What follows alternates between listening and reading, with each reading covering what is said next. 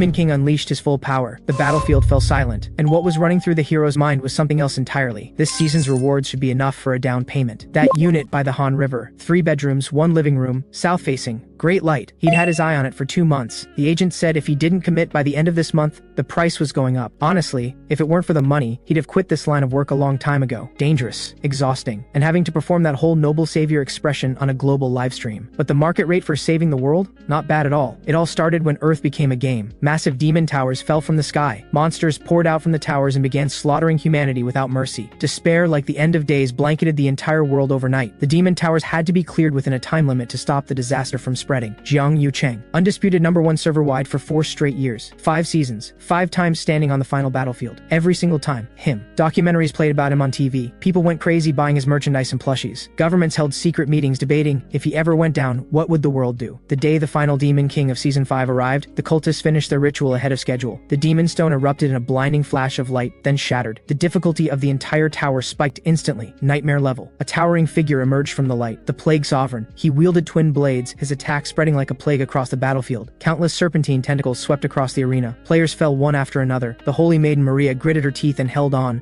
her whole body trembling. Lei Chang, the man who called himself the swordmaster, completely broke at that moment. He turned and ran, abandoning everyone behind him without a second thought. The Demon King gave chase. A killing blow was charging up. Everyone shut their eyes. Then, a figure stepped in the way, moving so fast he left only after images. 1 second of silence. Then the entire battlefield erupted. The Hero King! He's here! Kang Yoo-seong felt the weight of everyone's gaze on him. Fine. In the next instant, a brilliant pillar of blue light detonated. That light swallowed the Demon King whole. Victory rippled from the battlefield to every screen on the planet. The system's announcement rang across the sky, generously distributing the season rewards. The world bought itself another year. Kang Yoo-seong tiredly pulled up the reward settlement screen, ran the math in his head. After tax, still short, still just a little short for the down payment. Humanity celebrated the victory with a global livestream event. The host introduced his legend in the most passionate tone imaginable. 4 years of undisputed #1, the Hero King who saved the world. Little girls hugged their plushies and cheered. Passers-by buzzed with excitement. The host invited Kang Yoo-seong to say a few words. He said nothing. Maria nudged him from the side, quietly urging him to say something decent. After all, this was a global broadcast, attended by the world's finest players. The host emphasized again, this was a heroic act of protecting the world. Kang Yoo-seong just smiled and said he did everything for the money. Those words hit like a thunderclap. The entire venue went silent. Maria looked like she was about to faint, her face etched with pure despair. He kept going, started pitching his merchandise. That night, back home, Kang Yoo-seong scrolled through the player forums. He came across one post that made him break into a cold sweat. A reporter had announced they'd stake out his home on the first day of the new season. When the day came, he pulled back the curtains. Sure enough, reporters were packed in the street below. He couldn't stand being watched. Better to walk out himself than to hide. Reporters swarmed him instantly, shoving microphones in his face and firing 7 or 8 questions without pause. Kang Yoo-seong didn't flinch. He smiled. You know that kind of statement? When a celebrity gets caught doing something? I've done a lot of reflecting, I hear you, and effective immediately I'll be taking a step back to focus on my healing journey. 2 seconds of silence. Nobody had any idea what he was getting at. Then the ground started shaking. The system notification drowned out everything else. New season beginning. Demon towers forming. Players, please confirm your information before entering. The scene erupted into chaos. He pulled his cap low and slipped into the crowd. Behind him, flyers printed with his face scattered across the ground and drifted away in the wind. He arrived at his destination. The area was completely deserted. No sane player would show up here on day 1 of a new season. System notifications chimed one after another. Multiple sovereigns, amused by his recent performances, had bestowed their protection. Kang Yoo-seong read through the notifications and nodded, satisfied. None of it was a coincidence. The UN speech, the meltdown at the association ceremony, that line on the global livestream, it's all for the money. All of it served the same purpose, making those high and mighty sovereigns laugh. Last time's performance had earned him a precious random protection draw. These protections didn't expire when a season ended. They carried over and stacked. Without hesitation, he claimed all his accumulated unreceived rewards at once. He was hoping for something legendary. The light faded. A legendary black coat. He shook it out and put it on, straightening the collar. Not bad. He stepped into the tower. First floor. The ground shook the moment his feet touched down. Level 3 tower. Blood Moon half-orc tribe. Nothing surprising. He was actually looking forward to this. The divine tier skill he'd just gotten hadn't been tested yet. The frostblade took shape in his palm. The system added 2 bonus effects to the blade. He offered a polite word of thanks and swung. Cold air surged outward with the blade. The front row of half-orcs didn't even finish changing their stance. They just froze in place, lined up neatly, like a collection of oddly posed ice sculptures on display. He walked through the middle of them. System, first floor cleared. Good feel. Well then, might as well save the world while he was at it.